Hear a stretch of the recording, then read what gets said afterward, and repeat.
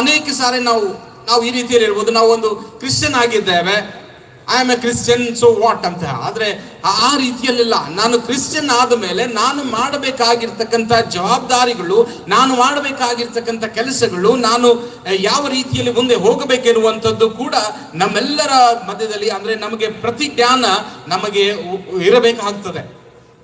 ಇದರ ಬಗ್ಗೆ ಇಲ್ಲಿ ಹೇಳುವಂಥದ್ದಾಗಿದೆ. ಇಲ್ಲಿ ನಾವು ನೋಡ್ತೇವೆ 2ನೇ ವಚನದಲ್ಲಿ ಕೂಡ, ನಾವು ಕೃತಜ್ಞತಾ ಸ್ತುತಿಯೊಡನೆ ಆತನ ಸನ್ನಿಧಿಗೆ ಸೇರೋಣ, ಕೀರ್ತನೆಗಳೊಡನೆ ಆತನಿಗೆ ಜಯಘೋಷ ಮಾಡೋಣ ಎನ್ನುವಂಥದ್ದು. ಇಂಗ್ಲಿಷ್ ಅಲ್ಲಿ ಅದನ್ನು ಈ ರೀತಿಯಲ್ಲಿ ಹೇಳ್ತದೆ, let us come into his presence with thanksgiving, let us make a joyful noise to him with a song of praises. ಆಮೇಲೆ 3ನೇ ವಚನದಲ್ಲಿ, for the Lord is great and the great king above all gods. ಈ ವಾಕ್ಯ ಮತ್ತು ಮೊದಲನೆಯ ವಾಕ್ಯದಲ್ಲಿ ನಾವು ನೋಡುವಾಗ, ಮೇಕ್ ಅ